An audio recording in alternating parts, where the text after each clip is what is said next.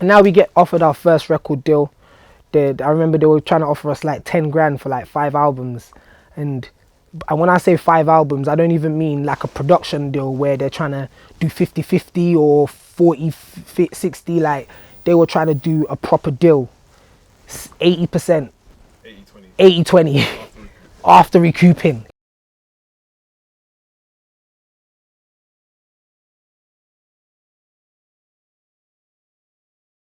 Hey, I want to say good afternoon to Big Maff. How's it going, bro? Oh, bro, I'm really good, man. How are you? I'm alright, man. You had a long road trip. Yeah, Birmingham, all the way from Birmingham. Man, I'm from. Yeah, man. But we're in the city today. Thanks for having us, man. Now, thank you for coming down. I feel like you got like a very insightful story and journey, and I think it hasn't yet been told. So the way I'm gonna do it is, let's start with Nigeria. Let's start from there. You're Nigerian. Yeah. I'm Nigerian. Okay. Tell us a bit about your first memories, like growing up in Nigeria. Yeah. Okay. So I moved to Nigeria back in 2003 because I was born in London. I was born in West London, Shepherd's Bush. I moved down to Birmingham around 2000 for a bit, if you know what I'm saying. And then from there, back in 2003, I was just a energetic kid, and my mom, they were trying to put me in the system and label me with mental health issues. So my mom had to just make things right. She moved me to Nigeria, and I spent 8 years of my life there. When I first got there, I lived in a redemption camp down in Ogun State, Redeemed Christian Church of God. There, bad boy. I was in a boarding school there. Then from there, spent 3 years there. Then I moved to GCI Ikorodu. Spent 2 years there. Then I moved to Ojuelegba. Yeah, and that's where I got my hunger. That's the ghetto. I lived there for like another 3 years of my life, and yeah, that's where I figured it all out and understood how to just stay hungry and survive, if you get what I'm saying, because obviously, yeah, it's life, and I was put in that position. But yeah, man, it was all, I feel like it was all like a good learning process and all part of what's made me the man I am today. Nigeria, what a lot of people don't realize is if you don't work, you don't eat. Yeah, there's no job seekers. There's no job seekers. There's no mommy's boy. Like, it's just definitely not that. You've at the age of like 15, you just get thrown into the deep end. You're either going to learn a trade, or you're working for someone, or you're just figuring it out. You really just have to figure it out, and then it just then determines on how ambitious you are and how much you want and what you want for yourself, kind of thing. But yeah, that was the situation I was back in. Then 2011, I moved back to the UK. My sister came and grabbed me from Nigeria.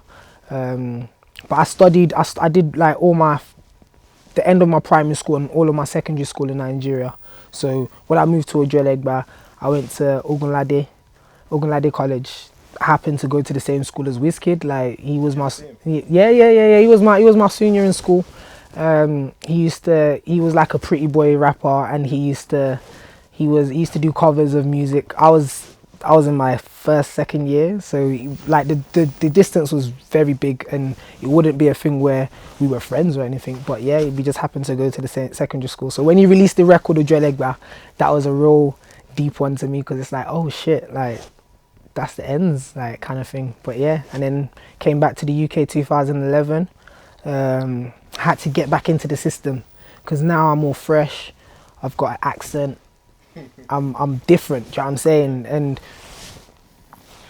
I got sent to Cockshot Hill down in Yardley Green in Birmingham to do my GCSEs.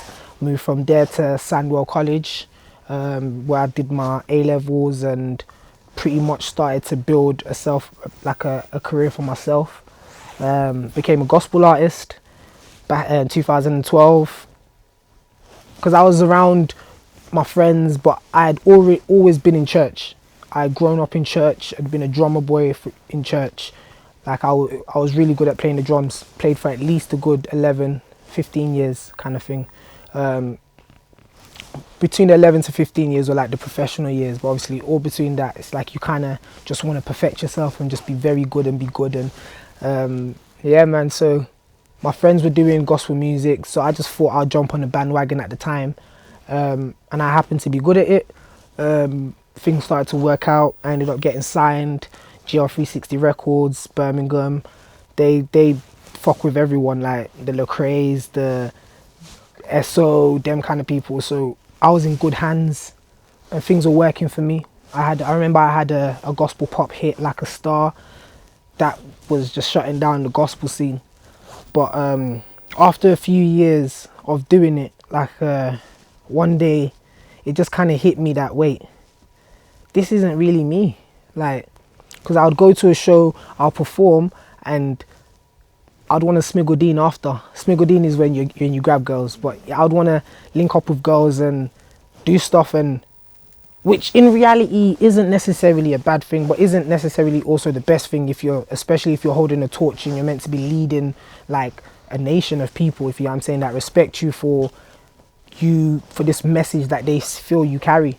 So I remember speaking to my manager at the time, Roger Moore, telling him, okay, after I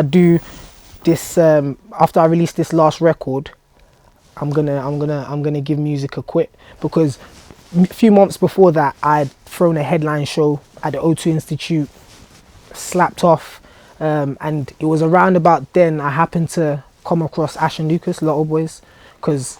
But they weren't the Lotto Boyzz then? Nah, they were just Ash and Lucas, and they were just like some cool guys who, because of they were really nice people, everyone just wanted to support them. Do you know what I'm saying? So it's not like they had like a big pop hit or anything like that. It was just genuine people who just liked them, kind of thing. And there were some guys called the Brook Brothers from New Jerusalem Church. I linked up with them, and one of them, Matthew, he's a drummer. And he's a big drummer. He's played for like Tiny Temper, Ray. He's a slapper with it, and because of he's a good drummer, we kind of connected off that. And then he introduced me. He was like, oh yeah, I've got these guys down at the studio, Ash and Lucas. They've got a headline show the week before yours. Like, come down and meet them. And I was like, oh, okay. Came down, met them for the first time. I remember Lucas looking at this guy like, who the fuck is this dude? Like, and Ash was more open. Like, oh yeah, let's start rapping. He played a beat and we started freestyling. At the end of it, I was like, oh yeah, can I open up for your show as well next week? And they're like, no, let's not stretch it, kind of thing. And then, but that was that, and that was like our first time of ever meeting. And then obviously I had my headline show the week after, and then I had the conversation with Roger, and I dropped the last record, and then I left the gospel music industry. Ended up having all my stuff taken down because I just felt like a hypocrite. I didn't want to be living a two-way life, if that makes sense. And then I was at Sandwell College as a student. Okay. So from there, what was like the next step for you? From there, Sandwell College, I decided to become like a cool kid. I became the student union president, and there was a day when there was this teacher, Hannah Randall. She came in and gave us like some crazy pitch about, oh yeah, you can get £500 if you pitch a good idea to us, and it's a business idea. Obviously we want to promote young students being entrepreneurs, kind of thing. And because they had received some sort of funding, and I was like, oh okay, yeah, that works for me. Like, I'm good at pitching. So that day I remember going home, I sorted out a bad boy presentation, and it happened to be about a talent show. And so I came in the next day, I pitched it, they were all gobsmacked. Now I've got £500. And at this time here, I was still young. £500 was a lot of money to me. That's like trainer money by bare kicks. And, yeah. Literally, like, I was just really gassed. So I've gone on a spending spree. I've spent the whole £500. And then a few weeks later, I remember her hitting me up on it. So what's actually happened to this show? Like, how far are you in? And I'm like, oh, so wait, are we actually doing a show? And she's like, yeah, of course, like, you've taken the money for it. And so somehow we had to figure it out. I remember I had to use what I had to get what I needed, and we ended up using the college's theatre. I ended up running it, and it just worked, and I had to now actually work to put in money into it because I've spent what I'd been given. And now I decided to host it myself. Do you know what I'm saying? But I'm surrounded by a lot of talent, and I remember I brought in like local talents from Birmingham who were locally respected at the time. And it was a great success. And off the back of hosting it, like, I got a crazy energy buzz off it, and I just loved it. I just loved every bit of it, and I just felt like, okay, cool, I've got something else that I can be really passionate about now. So then the year after that, I put my money into it now, and I made it a bit bigger, and I invited a level up higher to local celebrities. I had like the C4, I had Lady Leisha, I had Triller, that kind of level. And we did a talent show, and the winner got £500 this time. And I remember we got sponsored by Nando's and Pure Gym. It was a big deal. And that kind of gave me a lot of credibility in the college now, do you know what I'm saying? And luckily, we happened to be going through like a principal change where we had this new white guy that was about to come in, Graham, and he wanted to show that he was really down for the kids, and he really cared about the urban students as well. So me and him linked up, and he was like, okay, you know what, before you go uni, come and work for the college for a year, and we'll give you 25 grand a year, and we'll give you like a 30 grand budget as well to just do whatever events that you feel like are suitable and these kids are gonna love. And obviously, yeah, at that time there, I was like 21. So, and obviously remember, I was still kind of Nigerian orientated, do you know what I'm saying? I still had that kind of poverty mindset in me. I didn't really believe in myself, believe in anything, being able to make money or do anything kind of thing. So from going from a kid that's getting like £20 a week, and okay, he made a £500 there, and then now he's done a bigger talent show, it's probably made £1,000 now, and I'm gassed in that element. I've gone from that to now on a steady wage of 25 grand a year. I'm getting like 18 bills a month after tax, and it's just making sense to me, fam. Do you know what I'm saying? So it's like, oh, wow, okay, this is a different kind of lifestyle. I can actually live, I can pay for stuff. And off the back of that now, I decided to just make things even bigger. Do you know what I'm saying? Now, this is my final year at the college. I've brought down Sneak Bo, brought down Young'un, brought down Section Boys. That year happened to be Young'un's come up year. Also happened to be 8 or nothing time. 8 or nothing, yeah, he had 8 or nothing. Section Boys, they had Ring Maff, all my old friends can delete my number. They had that record at the time. And we brought Gracious K as well. He's a good friend of ours, and we just made it work, and we just made it even bigger. And off the back of us having all of these well-known artists in the college, that just made the company that I was building, which was Spotlight, that just made it a thing now in Birmingham, where everyone really respected it and they just wanted to be a part of it in some sort of way. And off the back of that one show, now me and Sneak Bo were cool. We linked up, and he had a lot of respect for me. Section Boys, there was Inch, and me and him linked up, and we were really cool. So now it's like, for us to be able to bring them back down and do things was a lot easier. It's like we kind of bridged that gap now. 2 months later, I ended up taking it out of the college and trying to do something bigger. Now, this was like my first ever real risk. I remember taking out Club Electric. We had like 1,500 people capacity venue, and we brought down, now we decided to make it even bigger, so we brought down Jay Huss this time. Again, this was his come up year. Yeah, we got Huss early. I'm not even gonna say how much we got him for them times, like, and we got most stacks as well. We had Young'un again, Sneak Bo again, he had Fecky at the time as well. What, this is all one night? All one night. We had at least like 20 acts, and it was a big thing. And festival lineup in Birmingham, yeah. I'm saying, and remember, I'm like 21, 22 at the time, do you know what I'm saying? And that's when me and, off the back of that one show there, is when me and Lotto Boyzz, well, Ash and Lucas, now had our first interaction properly. Do you know what I'm saying? Because they wanted to, it's like after they had their headline show, they kind of just they didn't fall off. They just decided to. They just had responsibilities. So what, 9 to 5. So now Lucas is working 9 to 5, and so is Ash, kind of thing. So because music wasn't making enough money for him, it's like it didn't make sense for them to channel all their energy into it. But they were both very passionate about it.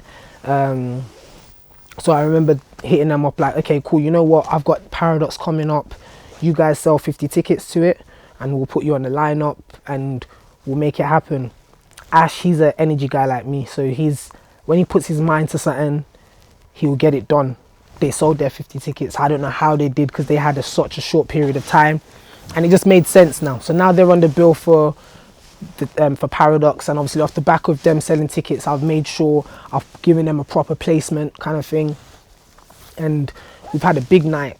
Now we've made 25 grand in one night, like, and it's like, oh shit, like this is real cash, like this is real money, kind of thing. And it's gone from there. That night, Sneak Boy's just been like, you know what, I need you to it's my birthday next month, like throw me a birthday bash. Like he can see that I can bring in crazy numbers.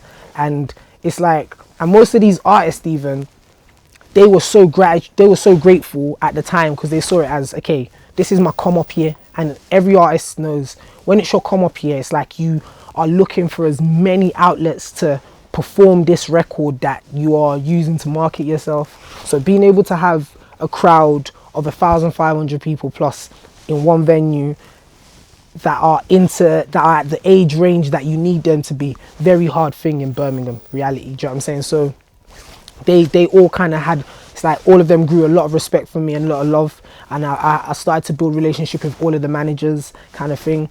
Now I've decided, now we've thrown a birthday bash for Sneak Boy now the month after. Again, same concept, we brought everyone down, and now we've even included some more Birmingham artists. We've even brought Steph London down. Yeah, like it was crazy. For his birthday bash, we had at least a good 30 acts, bro. Like, I don't know how we fit them all in. It's like all of them came in and they just had a 5-minute one song and they had to dip because Kenny All-Star needed to play. Like, he's a DJ. He's a bad boy DJ, and he had everyone, man. And again, me and Sneak Boy, we made some big cash that night. And there was a crazy incident in that club that brought like a mad stigma, and this is where controversy first ever started for me, where one of the section boys, I'm not even going to say his name, but he got shot in the club. Do you know what I'm saying? And he knew it wasn't me. He knew it had nothing to do with me. But because it was my night, I got arrested. Now the club are saying, oh yeah, this is the promoter, and the feds had to literally find out that it wasn't me from the source, kind of thing, for them to let me go. And then now, and that club ended up getting closed down. Club Electric still not open till this day as well, like mad one.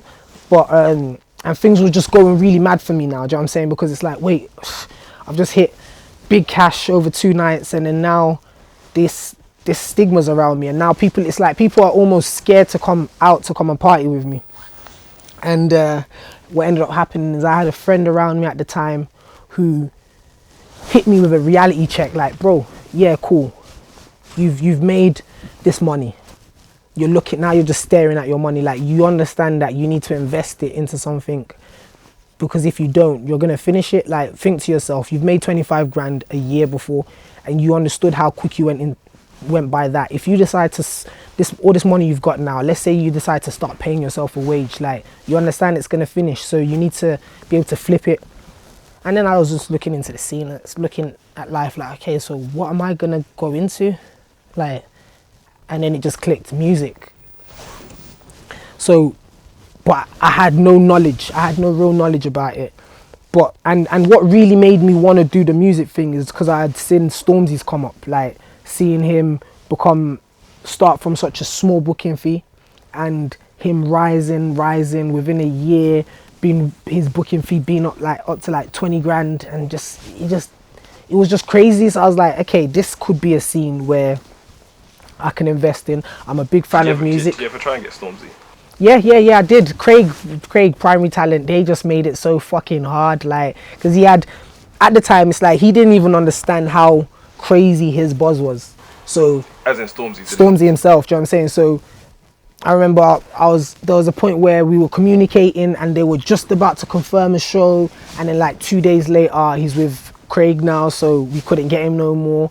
And then Craig's like, okay, well, we want this amount, and it's like, oh, we can't afford that.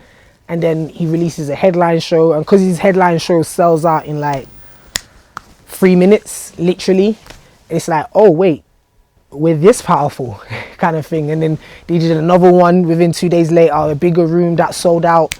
So now it's like, oh shit, okay, yeah, now it's 10 grand to book him. So we just kind of just got cut out kind of thing, and that just gave me that motivation and hunger of like, no, that's where the money could be. That's like raw, it's that simple, and it's stuff that we enjoy doing. Like people enjoy performing, do you know what I'm saying? And all this time, I'm not even looking at myself as an artist, do you know what I'm saying? Even though I've made music and had a career kind of thing, it's like I was never trying to put myself first. I just saw it as, okay, cool, let me look for someone to invest in now. And then I looked into the scene, and there happened to be Mike's Comedy. And at the time, he had a crazy stigma around his name. He needed someone who would come in and just have like a neutral mindset about him and just want to genuinely see him win. And that's where I came in. I wanted to see him win, and so he signed to me. He had his own company, MTR. He brought his company under mine. There was a guy called Kaz. Growing up, I've been like a crazy Joe Blacks fan. Joe Blacks is just one of the greatest, man. I feel like he's so underrated, man, and I want him to come back as well. Hopefully, if you watch this, come back, my bro. But yeah, and he co-signed Kaz. Do you know what I'm saying? Kaz is some sick rapper. I knew that he needed management as well, so I reached out to him, and he was like, yeah, bro, I'd love to.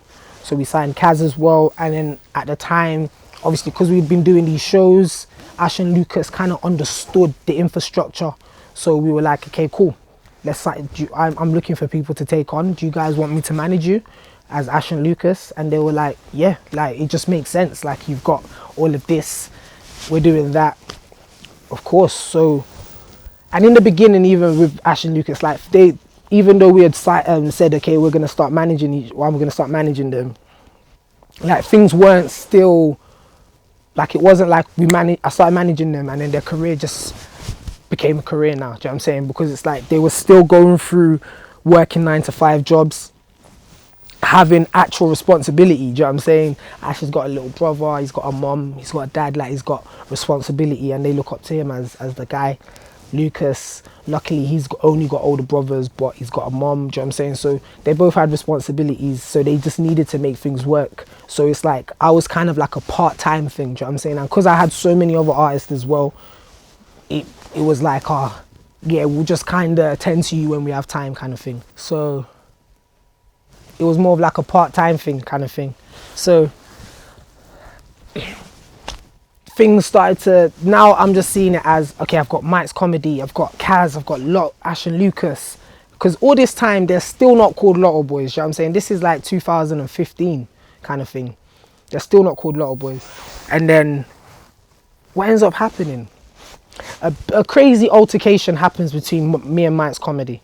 Something that wasn't really even meant to happen, do you know what I'm saying? But it was over a girl, and we both kind of felt really disrespected. So we felt like, okay, you know what, maybe we should give this a pass, do you know what I'm saying? Because to me, I had all of this money that I had made from doing shows now, do you know what I'm saying? I was investing it into these guys.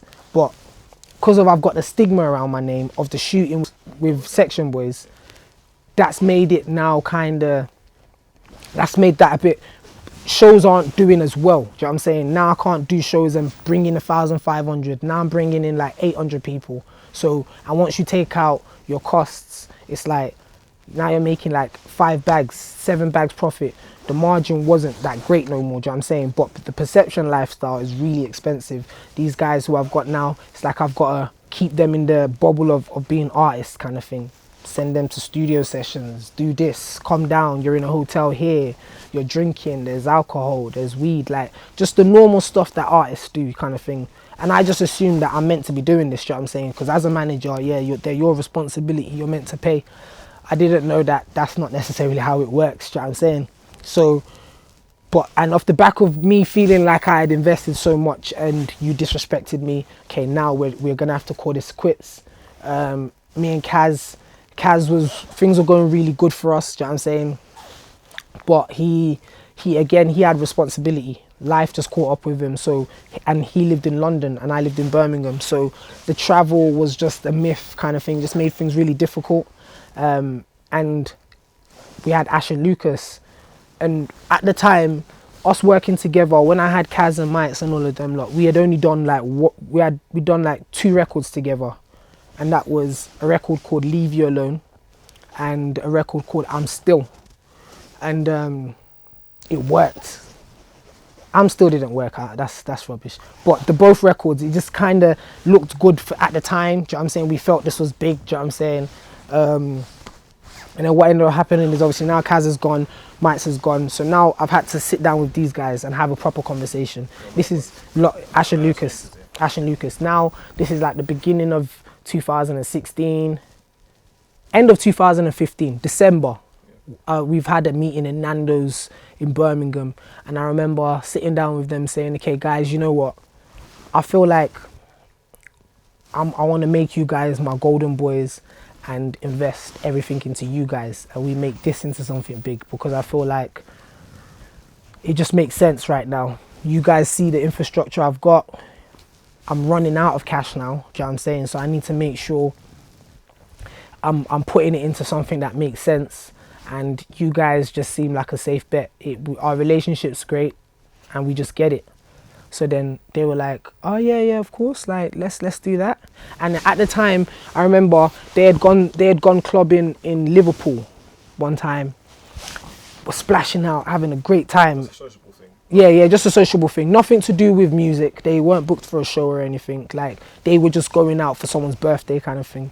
And off the back of them splashing out, I think some girls came into their booth and the Smiggles were like, oh yeah, so who are you guys? Like, you guys just look lit. Like, and then I think it was Lucas that was like, us, we're the Lotto Boyz, like, lottery, like, kind of thing, saying we win the lottery out here, like, we just splash, like, and so now it's just a thing, do you know what I'm saying?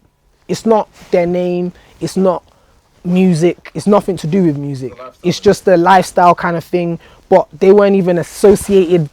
After that night, like, it wasn't a thing that they're screaming, do you know what I'm saying? So, but I had found out about this name, and obviously in this conversation of us saying, okay, let me take you on, I was like, okay, cool. However, you see that name, Lotto Boyz, let's turn that into a brand. Like, let's make this something that we can make merchandise off and we can make money together, do you know what I'm saying? So that's a thing of its own, a brand on its own. And obviously, while that's that, I'll be in charge of managing you guys. And then they were like, oh, okay, yeah, that makes sense. And at the time, I remember there was something that we all had to pay for, and I had to pay for 40% of it. So it meant that I owned 40% of it, and they all paid for 20% of it each. And there was Ash, there was Lucas, and there was a guy called Donald, who's like a close guy to them. And so now I own 40% of the brand, they own 20 each, but this has nothing to do with the music, do you know what I'm saying? This is just, it's like Mayweather and the money team, do you know what I'm saying? So what's ended up happening, Ash has gone into the studio and made a record called Lotto Boyzz. Lotto Boyzz, Lotto Business. Bad boy record. They've made me put a verse on it as well. Like, now all 3 of us have got a verse on it. I think Ash's verse was cold. People say that my verse was the coldest. I'm not going to blow my own trumpet. And we had Lucas on there as well. And we made Donald do the intro, you know what I'm saying, talk on the intro. So this was really that record that kind of solidified us as a group to say, yeah, we're the Lotto Boyz, we own the brand and we're doing music. But all this while, remember, I still have no real clue about what I'm doing, do you know what I'm saying? I'm just, because we're having fun and we're enjoying it, we're just going with the flow. Right. And whenever there's anything to pay for, Matthew just makes it happen kind of thing. Because that's my responsibility. That's how I see it as. So off the back of releasing this record now the world are saying, raw, now the world are calling us Lotto Boyz. Like in Birmingham, the record became a big song, did like 100,000 streams, which at that time there was big, do you know what I'm saying? And it was bumping in Birmingham.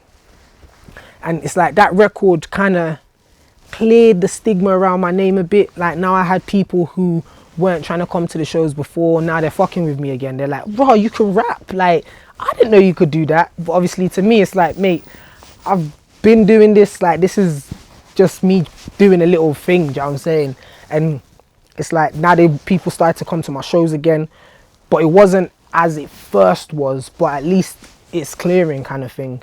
So then me and the boys had to sit down and we had a conversation. Okay, so guys, it looks like this brand, Lotto Boyz, is something. Why don't we turn this into a label? Why don't we make this our label, all three of us? You guys are the artist and I'll be the brains behind it. Which means I'll be the classed as a CEO of the label. But at that time there, it wasn't called the CEO. We just saw it as you'll be the brains behind the company and we'll be the face of the company. And I owned 40%. So what's ended up happening is I was like, okay, I'm never going to be able to justify owning more of a percentage than you guys in our label. So what we're going to do is this. I'm going to reduce my percentage to 30%. Donald, you're not really playing a role. You're not making music and you're not any sort of infrastructure. So you're just here to help and tag along kind of thing. But obviously because of we trust you, you've been here from the beginning of the process, we're going to make sure you are forever a part of this process.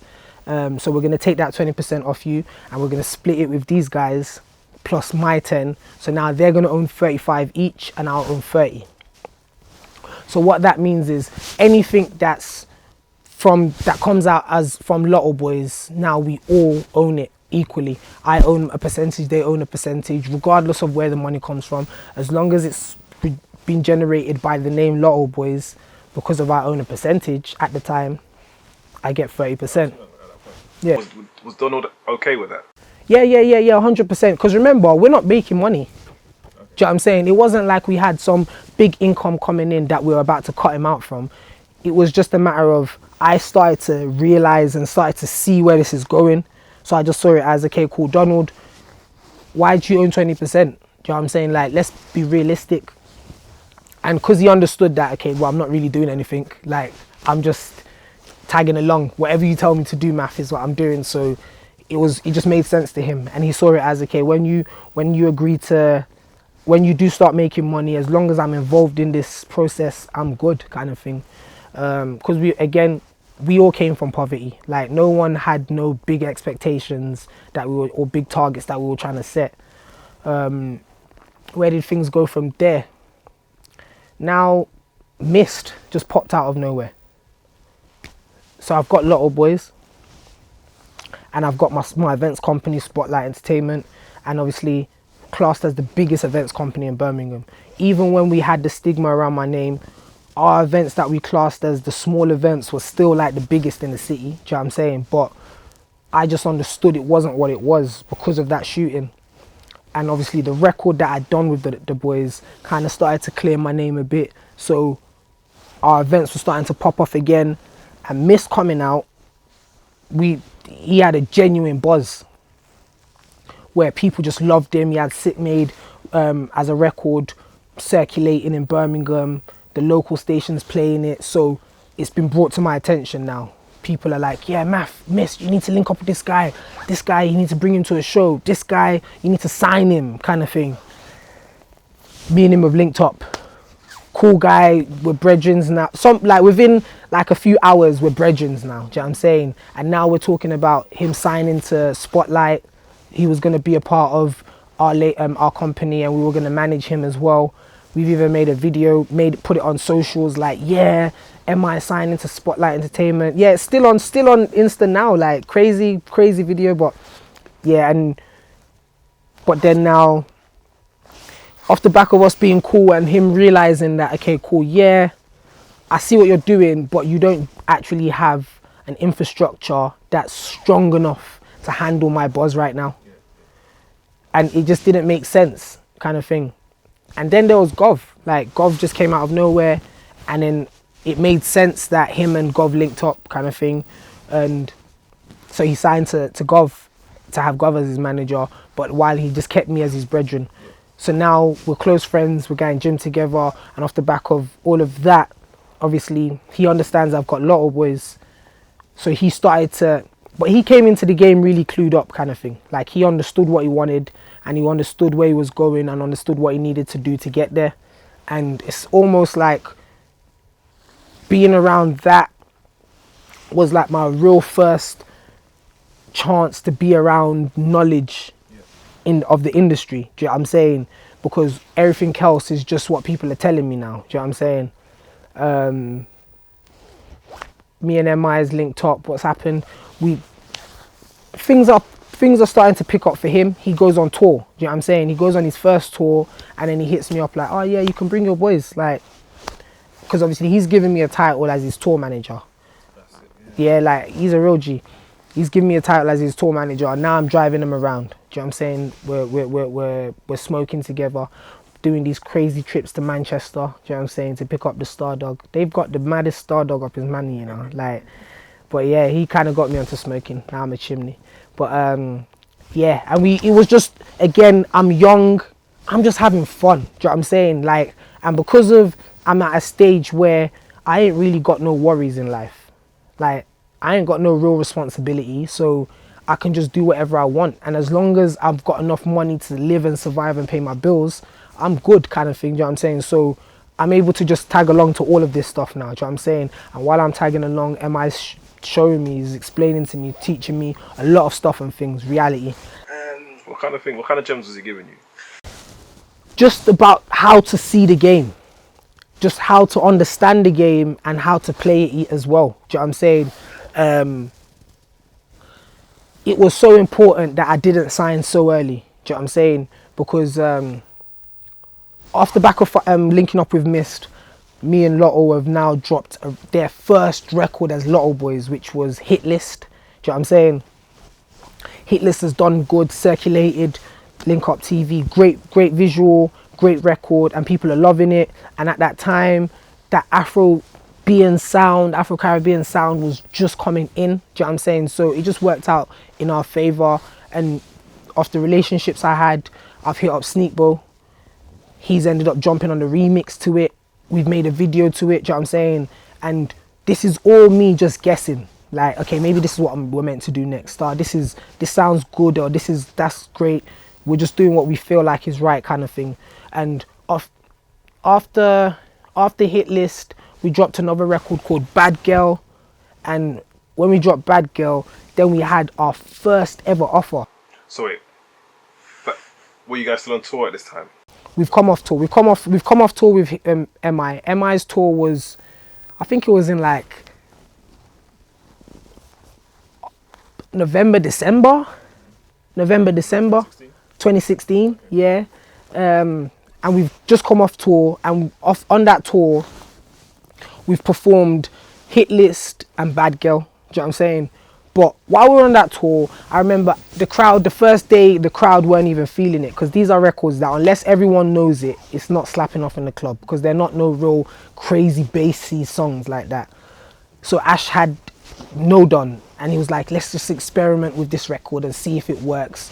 Boom, we've performed it, it slapped off, do you know what I'm saying? And now it's like, oh yeah, we really need to drop this record. We come off tour, we have our first label meeting off the back of Bad Girl and Hit List, because they've not seen No Done do what it's doing, do you know what I'm saying? So, and again, we don't even really understand what we're sitting on right now. That first offer, I remember they've offered us like... Wait, so let me just backpedal. So, does the offer come to you via email? Does someone call you? He hits me, I get a phone call.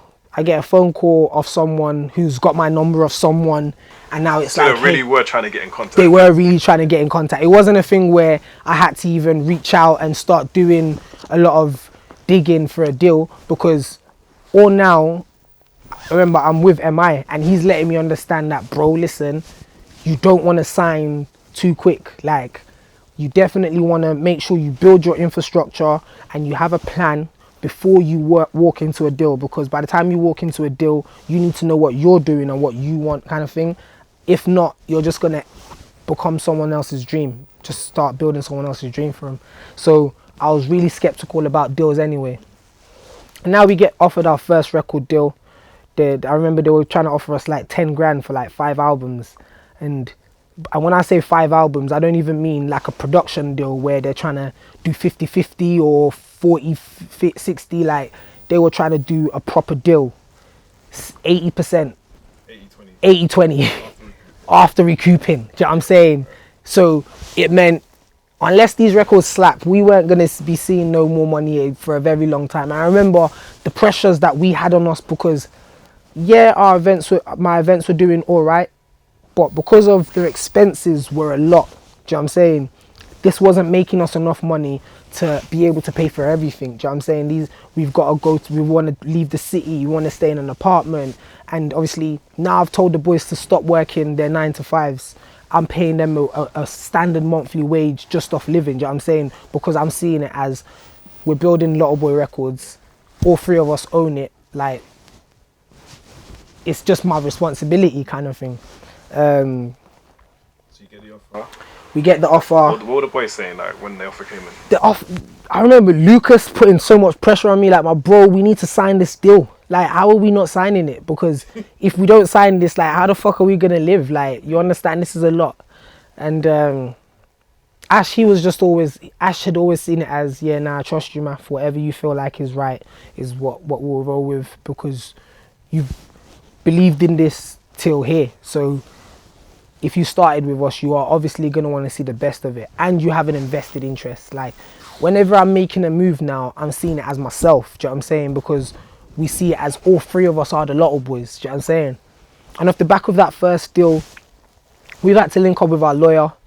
We've ended up getting a lawyer, and again, us going to our lawyer, we've gone to them as all 3 of us are the Lotto Boyz. Do you know what I'm saying? So all 3 of us have one label and one lawyer. Do you know what I'm saying? Which, in reality, if there's a manager, it's a conflict at that point. It should have been shown to you. You should have been shown to us. If a person's coming as a manager and then there's an artist, we're meant to have separate lawyers. Do you know what I'm saying? But because of we weren't coming as that, I just happened to have the managerial cap on as well as everything else. It was like, okay, cool. All 3 of us had the same lawyer, and I was liaising with our lawyer to make sure we get everything right now. A point of contact within that. Within the whole thing, because now it's like, I'm seeing it as, this lawyer's working for me. Like, I'm Lotto Boyz. I'm saying any decision she's helping me out with is for me, kind of thing. As well, obviously it's us 3, but your feedback to the boy. Do you know what I'm saying? We didn't end up signing that deal. We ended up shooting a video to No Don, because I think they ended up taking the deal off the table because they watched Bad Girl and there was some domestic violence at the beginning of it, and they were like, oh yeah, this is too risky for us, we don't even want to slap into this. And I remember thinking to myself, for 10 grand, like, you can't even give us 20, like 10 grand, and you're now taking the offer off the table. Ridiculous. Like, but again, that gave me an energy boost. Like, now it's like, if you can offer us 10 grand, we're definitely on the right path, kind of thing. So then No Don, we're like, okay, cool, let's put together No Don. And at the time there, when we were on tour with Mist, I was so focused on FaceTime, because we had the record FaceTime, and I was so sure that this was going to be the hit. Do you know what I'm saying? The breakout hit. So I wanted the focus to be on that, but we had No Don, and because it had done so good on the tour without no promotion or these guys even knowing of the record, it was like, okay, you know what? Let's drop a B-side. Let's just drop this as a B-side. We put like a 4 or 5 grand budget for the video, and we just made gold out of straw, kind of thing, and just made it work. And No Don just ended up being a big record. Like, the first month, we're not really understanding what we're sitting on. Like, the streams are doing good. I remember it did like 200,000 streams the first month and 100,000 views on YouTube. So it's like, raw, okay, this is streaming. And then the month after that, it does 1 million streams. Now we've gotten to 1 million streams within the month after. And then I remember J Hoss was going on tour at the time.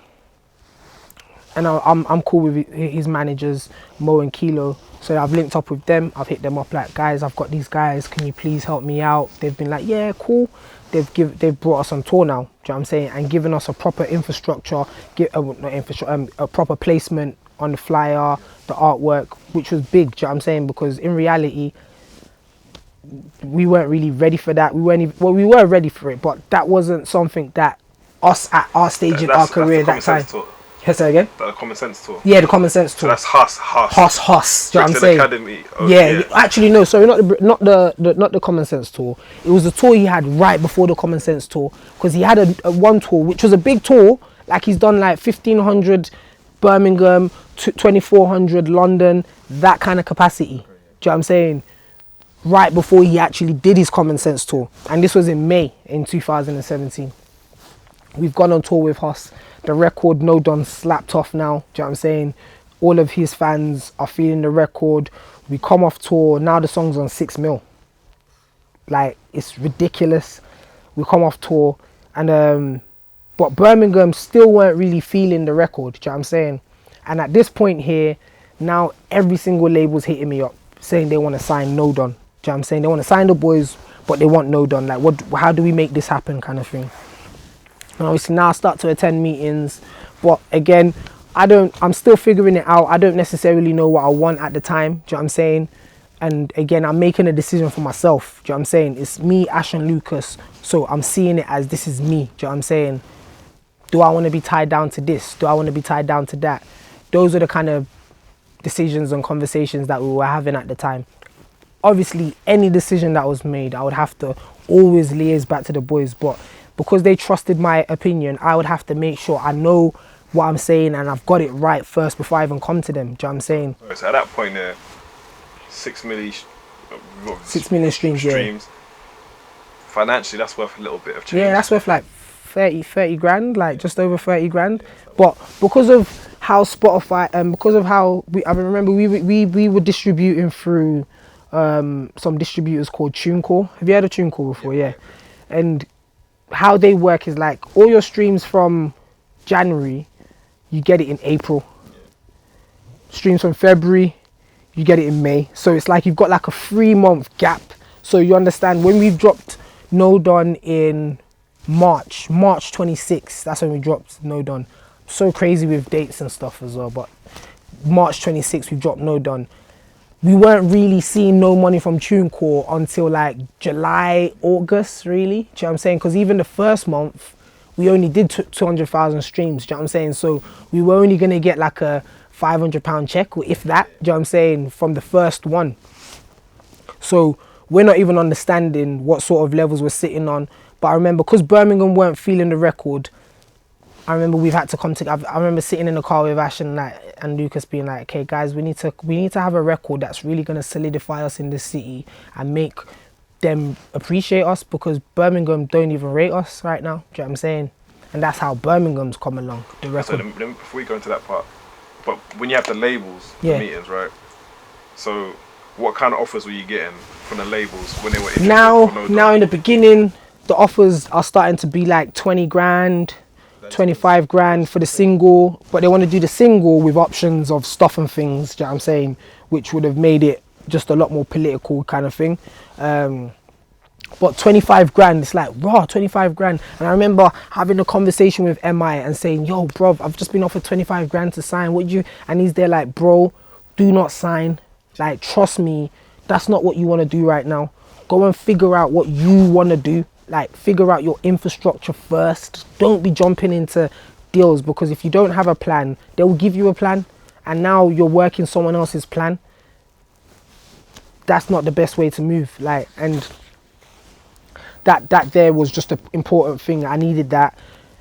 We held out for as long as we could. Do you know what I'm saying? But at the same time, remember, now the guys are starting to become famous. Do you know what I'm saying? Now people are starting to understand who they are. So now we've got their perception to keep up, and it's even more expensive. Do you know what I'm saying? So now it's even more pressure on us. Do you know what I'm saying? But I'm just making sure I'm pulling out money from in my ears to make sure this ship is still moving, and we're just making it work, kind of thing.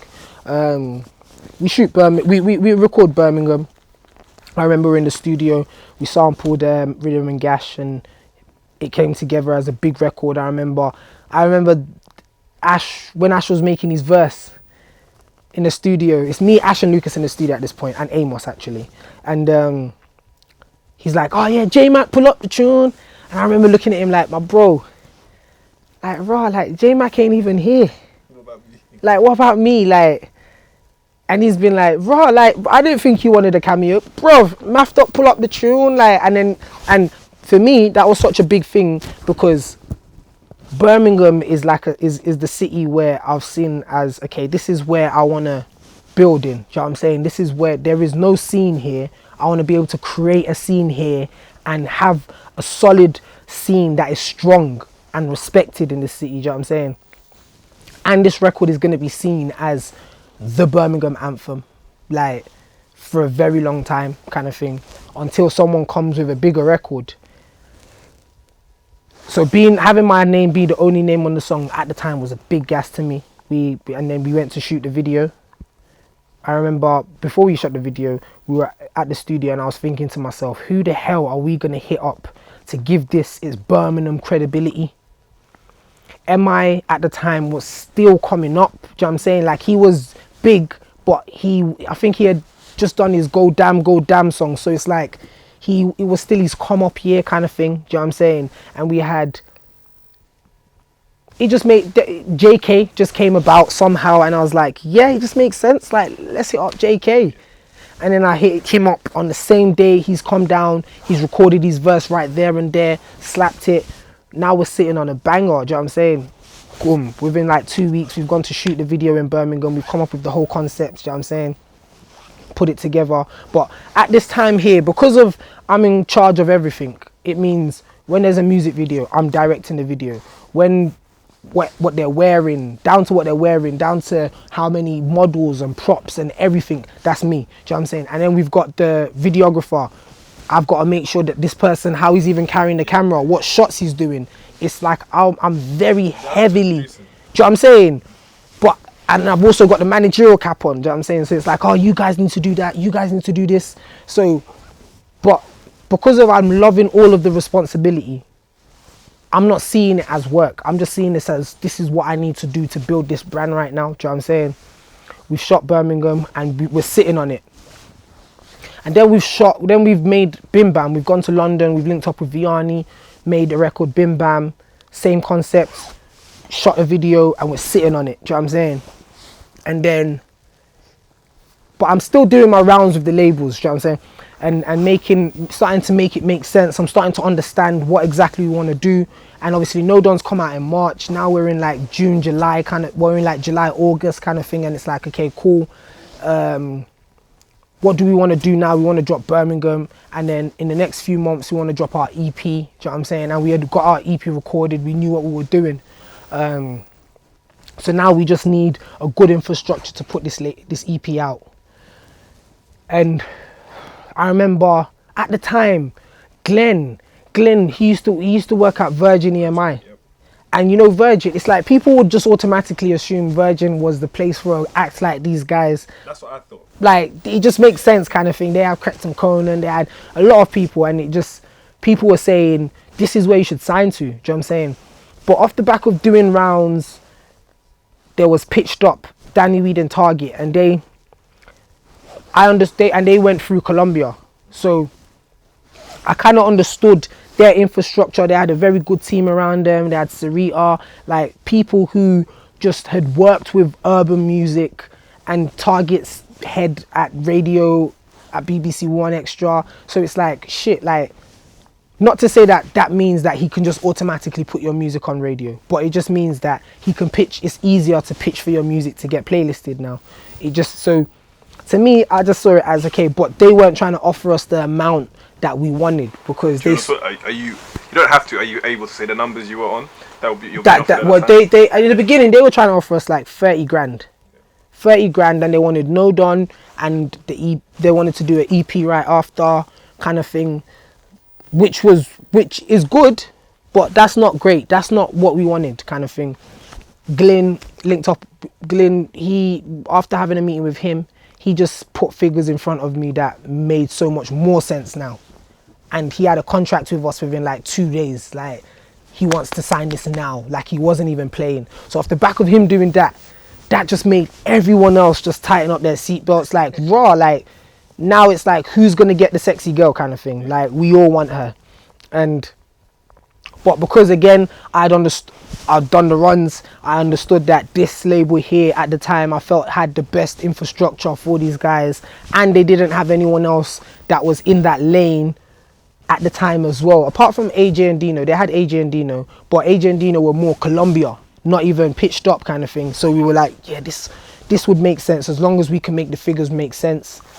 We somehow, after Glyn gave us that deal, Colombia changed their tone now, and now it's gone from 30 grand to 150 grand now for a single, and for the EP and an option of a single. So now we're like, okay, cool, yeah, we're in bed now. Like, let's do this. Like, we're very happy. We signed that deal, and yeah, and then we were in from there, man. That was pretty much when we got in, and this is like August 2017. When you got to that point of like, when you first hit 150 grand, like, what was the boys' reaction when you first came and gave them that news? We all thought we had boss. Do you know what I'm saying? But to be honest, yeah, because of, I had seen money in the past, like I had seen like the 20s and the 30s, but I hadn't seen a 6-figure yet at that time, at that point there. So even I was kind of excited. So we did feel like this was a big moment for us, and that our life's about to change. But we also understood that this is also a lot of responsibility. And then I had to kind of break it down that, okay, cool, let's start to think of our infrastructure in terms of our finances. Like, cool, because we can split this 150 grand. But at the time, they didn't even give us the whole 150 at the time. They just started off with 50, and then it's like, you have to deliver the music. You got 50 upon signing, yeah, and then the rest is paid incrementally. Yeah, that word you just said. But yeah, and it was so, and because they did it that way, that kind of even helped us, because it kind of made us think, okay, cool, so if we get this now, like, you understand that we're not going to be getting another check until so let's make this make sense. So we decided we're not going to split the money, we're just going to put it in the bank account. And at the time then, me and Lucas, we had gotten ourselves involved in some stuff that we weren't meant to. So we had bad credit kind of thing. We couldn't open up, we both had bank accounts, but like, they were personal accounts. We couldn't open up a business joint account for Lotto Boy Records between me, Ash and Lucas, do you know what I'm saying, because of me and Lucas. So what ended up happening is we had Donald. That's where Donald's role came in. Right. Donald, the guy who didn't have the 20%. He didn't have the 20% no more. So now he comes in as the bookkeeper and finance guy. Do you know what I'm saying? So let's be clear. So Donald's handling the money. He's handling the money. Right. So now we make him go and open up a business sole traders account for us. Do you know what I'm saying? And in Lotto Boy Records name. And any check we're about to get in will go into there. Do you know what I'm saying? And because of me not having the business account and credit and all of that shit, now any event that I do in terms of spotlight, I'm just making my money go into Lotto Boy Records as well. Do you know what I'm saying? But again, because of I'm seeing this as, this is my company. Do you know what I'm saying? It's us three, but I own a percentage of it. Same way Ash would say, this is my company. Lucas would say, this is my company. So I'm seeing this as, this is my company, and we're all partners. So and I'm responsible for the well-being of this whole thing going. So any money I have going there, I'm not thinking twice about it, because I'm just seeing it as, it's probably going to get spent on something that we need to do that's classed as my responsibility anyway. In reality, that whole infrastructure there was not smart. You know what I'm saying? We weren't meant to get into bed that way. Do you know what I'm saying? And any penny that was being spent was meant to be accounted for. But I wasn't seeing it as that. I just saw it as, these are my guys. This is me. These guys are never ever going to look at me as a person in any sort of negative light, because I've picked them up from literally nothing. Like, they were working in Lacoste on £7 an hour, and the other one was doing plumbing, like electrician. That I'm saying, like, they're definitely not going to look at this and see anything. They can never look at this in a bad light. They can only see positive from us moving forward. So any money that comes in, we understand how it's set. And because of we're not at a stage where we're splitting money when we get money in. It's like, okay, we're getting a wage and Donald's in charge of all the money. And things just started to rock from there. Like now we're in our deal, we're paying ourselves a wage every month, we're doing shows, but we're living flashy as well. Do you know what I'm saying? What kind of like expenditure were you running up monthly? We were going through like at least a good 15 grand a month. Like that's just on everyone's wages. Do you know what I'm saying? Because again, we're building an empire now. The idea is we've got our label. We're eventually going to bring in other artists from Birmingham that are going to generate more income. And this is going to be something that's going to be lucrative for the rest of our lives. Like, it's going to get to a stage that Ash and Lucas aren't going to be popping no more as the Lotto Boyz, but your name is the label, Lotto Boy Records, so you're forever going to be eating regardless. And obviously because of how talented Ash is as well, you will always be involved in people's publishing for helping and all of that kind of stuff. So how the infrastructure was going, I just saw a clear vision. So I just saw it as we just need to keep building though, do you know what I'm saying? And so we had the producer, Amos. He was like a keyboardist from church, and we just grabbed him and was like, okay, cool, come and play the keys for us. We're going to teach you how to produce. We're going to make you a bad boy producer, brand you as that guy, and only attach your name to all our music. So that will then be another future revenue stream. A bit like J5 and literally, do you know what I'm saying? Now you will become something in the future. But reality is obviously if you put Amos in a studio and say, okay, cool, make me a hit, that's a myth, do you know what I'm saying? Because it takes experience, do you know what I'm saying? Producers come in. Bangles, I look at Bangles and I respect that guy for so much because he has been here for years. Do you know what I'm saying? Like he's been making music for years and not even being credited. Do you know what I'm saying? So when he eventually got his boss with Mist, it was like that was a long time. That was just something that was meant to happen a long time ago. Do you know what I'm saying? So with Amos, we were just seeing it as, okay, cool. Any other producer we make to co-produce with you, we'll pay them off. Like we'll pay them a good fee. They won't own no publishing rights, but now all of the publishing rights is being kept in the label. Do you know what I'm saying? And because of me, Ash and Lucas own the label, any publishing rights that I've paid off for get split between the three of us now. And obviously we make sure Amos is good as well. So Amos is on a wage. We had our DJ J Mac, he's on a wage. We've got Donald on a wage, Ash and Lucas on a wage, I'm on a wage. Me, Ash and Lucas's wage were always the same. Do you know what I'm saying? Donald's wage was a wage, and then we had a guy called Alex who was Lucas's older brother. We brought him in as a tour manager to kind of drive them. He used to work as a plumber at the time, so then obviously we made him quit that and get involved in this now kind of thing. You already got a lot of expenses. We've got a lot of expenditure way too early, do you know what I'm saying? But again, to me, I'm seeing it as, okay, cool, this is where we're trying to take this company to. This is the kind of infrastructure we need to have in place to be able to make it work and get it there.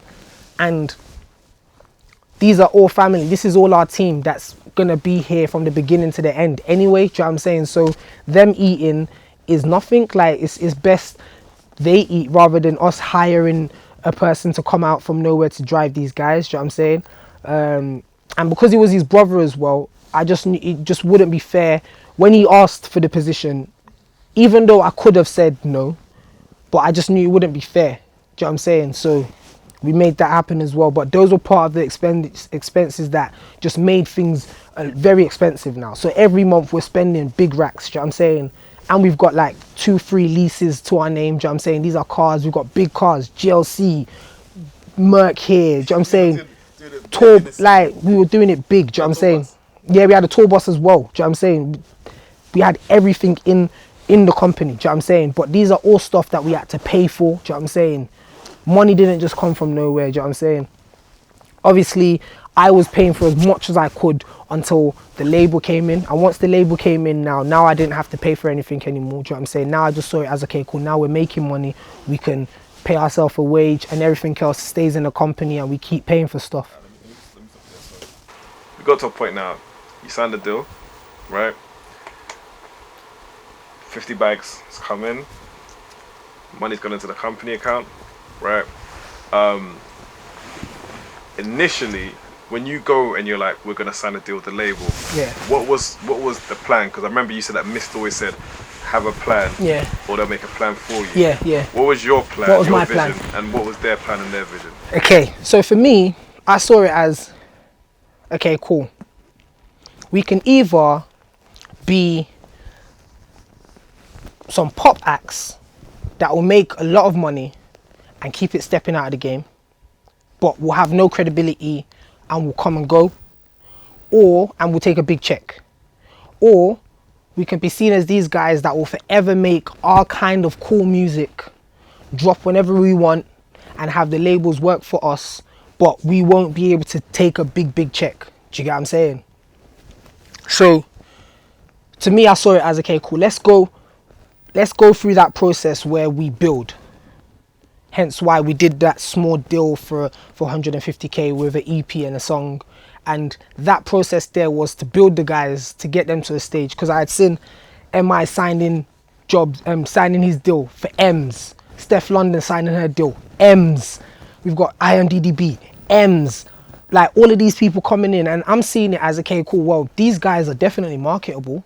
This brand we've got, Lotto Boyz, people will definitely buy into it. Like everyone wants to feel like they've got and your streams money. at that point were probably, I can't say this for a fact, but I think they may have been bigger. 110%. Yeah.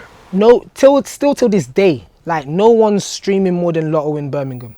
Standardly, do you know what I'm saying? Their biggest hit, Bad Vibes, no one's streaming bigger than these records in Birmingham. And we went through, and so I saw it as, okay, cool, but the labels, it's almost like you've just got to kind of prove that it's not luck, do you know what I'm saying? And social media also plays a big role. So if they're seeing it as this person's really popular, they'll see it as, oh yeah, well, they have the potential to make do bigger hits, do you know what I'm saying?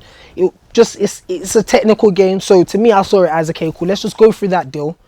We're going to come out, and by the time we come out, we can be at a stage where we decide to either drop records at a time, or we do a big deal and get M's ourselves, do you know what I'm saying? So to me, we were gonna come out of that first deal and then walk straight into another deal and get on sign and get 3 mil, do you know what I'm saying? Standardly, we're all M'd up now. Now we understand what we're about to go through. We understand that we're about to work for a label now and put out music for them, do you know what I'm saying? So that was your plan? That was my plan, do you know what I'm saying? We understand the sketch now and we're all gonna get M's and we're good, do you know what I'm saying? So let me just jump in. So basically, for most part, for any artist, you always have to renegotiate a deal. But because your one was an EP, it wasn't an album, it wasn't 5 albums. Yeah. So it was going to come to a point where it ends. Yeah, 100%. And you're looking at what position are we going to be 100% once we leave, once that deal's done. Right, cool. Just wanted to get that straight. And obviously, Colombia were never happy about us leaving, do you know what I'm saying? And the beginning of our relationship as well was very rocky, do you know what I'm saying? Because I've come in now, once we've eventually signed the deal, now it's like you kind of have to eventually find out what exactly their plan is, do you know what I'm saying? And what they want to do. And they wanted to focus a lot more on No Don and make No Don like a big hit. They even offered to put Tory Lanez on it and stuff like that. But I understood that if you do that, you can make the song might hit 150 mil streams, great, but the guys' credibility in terms of their next hit and their next record, and if their next song only does like 5 mil now, but your top song is 250 mil, it's like you put yourself on a crazy sort of pressure, do you know what I'm saying? We're not at a stage where we want to be working one record for a year because we know it's a hit. We want to solidify their name in the scene as artists, do you know what I'm saying? Have them have enough music and have a body of work where people appreciate these guys, and then we can start doing that, because now... But you will also understand, you rejecting that, it's going to make it look like you're not helping the record grow more. Yeah. So I think probably at that part, they're looking like we're doing something to add something to it. And you're saying no. No, So you're already the problem child. Yeah, 100. Yeah. The label definitely saw me as this problematic guy that they couldn't control when they bring something. Because usually when you sign a deal, everyone just says yes. Do you know what I'm saying? Like, oh yeah, is that what we need to do next? Oh yeah, cool, we'll do that. Because you expect the label to have your best interest at heart.